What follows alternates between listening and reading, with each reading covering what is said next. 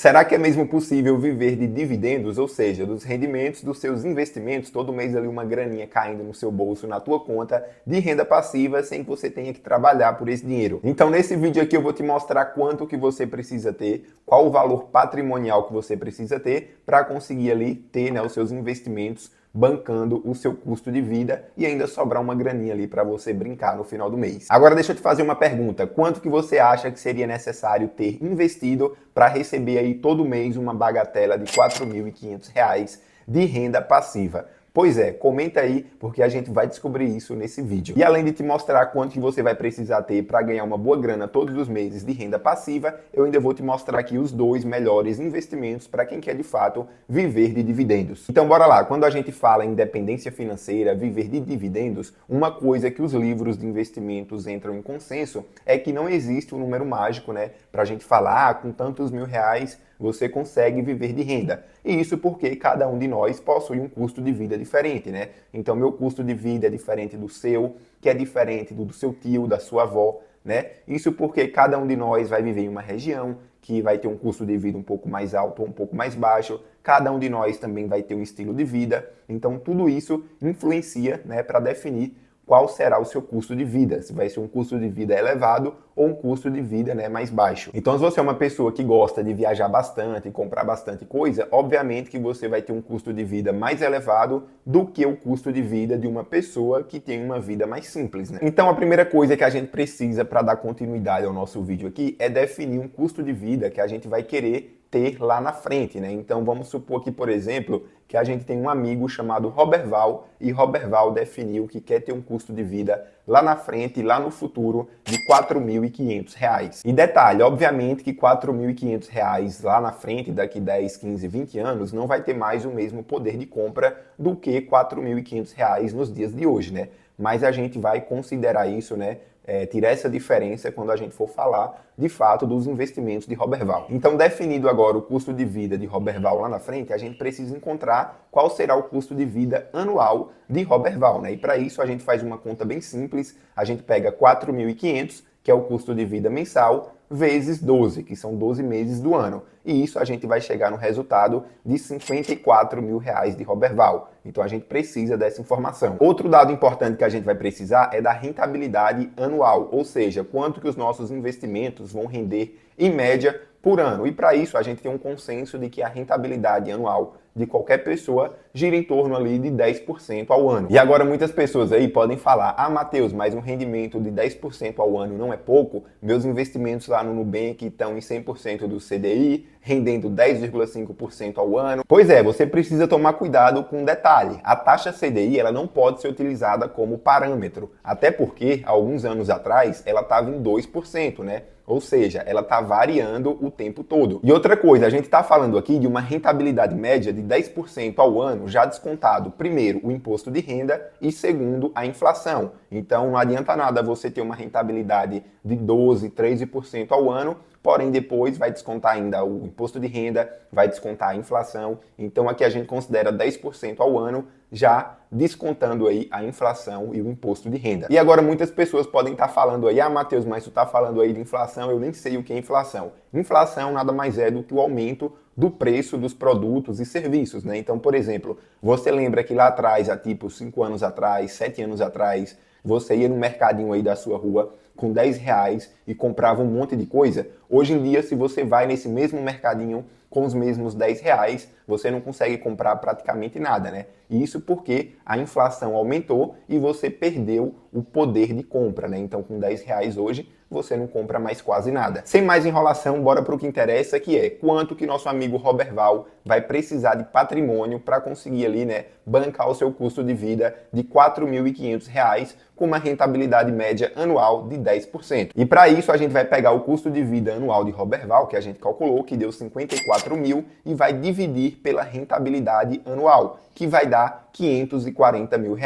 Ou seja, Roberval precisa de um patrimônio de R$ 540 mil para conseguir aí custear, né, o estilo de vida dele, que é de R$ 4.500 por mês. Ah, Matheus, não entendi o cálculo que tu fez aí. Volta o vídeo que é bem simples, é só pegar o custo de vida mensal, multiplicar por 12 meses do ano para encontrar o custo de vida anual e aí divide o custo de vida anual pela rentabilidade, não tem erro. Claro que ele também se dava algumas regalias, né? Afinal a gente trabalha o mês todo para poder comprar aquilo que a gente quer, né? Fazer o que a gente tem vontade. Então você tem que sim usufruir do seu dinheiro, porém com moderação. Então, por exemplo, se o nosso amigo Roberval recebesse um aumento de R$300, ele ia pegar 200, destinar aos investimentos e R$100 ele ia destinar, né, para um aumento do padrão de vida dele. Ah, Matheus, eu não gosto desse papo de investimento, de guardar dinheiro, de poupar dinheiro, porque eu não sei se eu vou estar vivo daqui 5 anos, 10 anos. Você tem que parar com esse tipo de pensamento, porque as estatísticas mostram que você vai sim estar vivinho da Silva daqui 5, 10, 15, 20 anos. Então, se você continuar com esse tipo de pensamento, você vai chegar lá na frente, né, e não vai ter construído nada, vai chegar lá na frente e vai ter que continuar trabalhando, ralando, para conseguir ali um dinheiro todos os meses. Eu, particularmente, eu invisto cerca de 50% a 60% do meu salário. Graças a Deus eu posso fazer isso, né? Mas eu podia muito bem investir somente 20% ou 30% do meu salário e ter uma vida luxuosa, né? Viajar bastante, ter carro de luxo, porém para mim isso não faz sentido. E assim, é óbvio que eu não estou falando aqui para você pegar metade do seu salário e investir, né? Até porque eu sei que essa não é a realidade da 99% dos brasileiros, né? Não tem como você fazer isso, mas você pega o que você pode, 10%, 5% do seu salário, você tira ali todos os meses e investe, porque isso vai fazer você mudar os hábitos, inclusive, né? Você vai querer cada vez mais investir mais, poupar mais, vai inclusive querer ganhar mais dinheiro. Então tudo isso vai ser muito benéfico para você. Tá bom, Matheus, você já falou aí de quanto que precisa, já falou de rentabilidade, porém não falou em quais investimentos eu vou ter que aplicar ali o meu dinheiro. Então bora lá. Eu separei aqui 3 investimentos e o percentual de quanto você vai colocar em cada um deles. Alguns mais arriscados e outros menos arriscados. O primeiro deles aqui é o Tesouro Direto, na modalidade IPCA, né? Na verdade aqui é um investimento do governo para aposentadoria, né? Com uma rentabilidade bem bacana. E aqui eu coloquei 20%,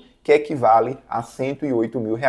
Então, dos R$540 mil, R$108 mil vai aqui para o nosso Tesouro Direto na modalidade IPCA, que é renda fixa. Então, quando a gente vem aqui ó, no site do Tesouro Direto, a gente tem aqui ó, o Tesouro IPCA+, na modalidade aqui, por exemplo, para 2035, a gente vai ter aqui a inflação, nosso dinheiro vai render a inflação, mais 6,17%. Ou seja, o nosso dinheiro ele vai ser corrigido pela inflação e ainda vai ter uma rentabilidade de 6,17%. Ah, Matheus, como assim? A nossa rentabilidade média não tinha que ser de 10% ao ano e aí é só 6% ao ano. Você precisa entender uma coisa, que o Tesouro Direto aqui na modalidade IPCA é extremamente seguro, o risco é muito baixo. Então, se por exemplo, daqui 5 anos, 7 anos, 8 anos, o nosso governo passar por uma situação muito difícil, né, onde a nossa moeda desvalorize horrores, ainda assim, esses R$108 mil no nosso tesouro vão estar protegidos pela inflação de forma automática. Agora a gente vai correr um pouco mais de risco porque o nosso próximo investimento aqui são os fundos imobiliários, né? Renda variável. E aqui a gente vai colocar 50% do nosso capital, que isso equivale a R$270 mil em fundos imobiliários. Quando a gente vem aqui, por exemplo, na minha carteira de investimentos, ó, eu tenho alguns fundos imobiliários de diferentes setores, né? Fundos imobiliários de lajes corporativas, de shoppings, galpões logísticos. Então, R$270 mil do nosso amigo Roberval vão ser destinados aqui para os fundos imobiliários. Aqui, por exemplo, eu tenho o CPTS11, o HGLG11, que é um fundo de galpões logísticos, né? Então tem uma diversidade bem grande, vários setores de fundos imobiliários para a gente ter mais segurança, né? Porque se algum setor passar por um momento de crise, os outros fundos de setores diferentes, né, mantém ali, né, tudo em equilíbrio. Lembrando que os fundos imobiliários vão render em torno de 8 a 9% ao ano. Isso já descontado a inflação, isso nos fundos de tijolo, né, porque eles também vão se valorizar com a inflação. E outra coisa, os fundos imobiliários são isentos de imposto de renda. Então você não precisa se preocupar com imposto de renda quando se trata de fundos imobiliários. E o nosso próximo e último investimento, a cereja do bolo, são as ações, né? Quem diz que não pode montar uma carteira de aposentadoria com as ações? Pode sim. Mas, obviamente, você precisa saber em quais ações colocar o seu dinheiro, né? Você deve escolher aquelas ações daquelas empresas que pagam dividendos, que compartilham ali os lucros com os acionistas, né? Como, por exemplo, as ações do Banco do Brasil, do Itaú, a Itaúsa, que é mais diversificada, também paga dividendos, a Vale de Mineração. Então, essas pagam dividendos e, com certeza, devem estar na sua carteira de investimentos. Então tá aqui 30% em ações, né, que equivale a R$ 162 mil. Então a nossa carteira ficou dividida da seguinte forma: 20% em tesouro direto, né, renda fixa, fundos imobiliários, renda variável, 50% e ações, também renda variável, 30%. Dessa forma, essa nossa carteira de investimentos aqui consegue manter um custo de vida de R$ 4.500 do nosso amigo Roberval, mesmo a gente tendo investido lá, né, uma parte do nosso dinheiro no Tesouro Direto, no IPCA, que tem uma rentabilidade um pouco menor, porém a gente tem segurança, ainda assim a gente consegue 10% de rentabilidade anual com os fundos imobiliários e as ações, né, que são investimentos um pouco mais arriscados, porém a gente consegue essa rentabilidade um pouco maior e a gente também vai ganhar com a valorização, né, das ações e dos fundos imobiliários. Então eu espero que tenha ficado tudo muito claro até aqui. Se ficou qualquer dúvida, deixa nos comentários, deixa o like também para ajudar o YouTube a compartilhar esse vídeo com mais pessoas que precisam desse conteúdo, inclusive fazer com que o YouTube recomende vídeos futuros meus para você. Então deixa o like e se inscreva no canal. Um abraço e valeu!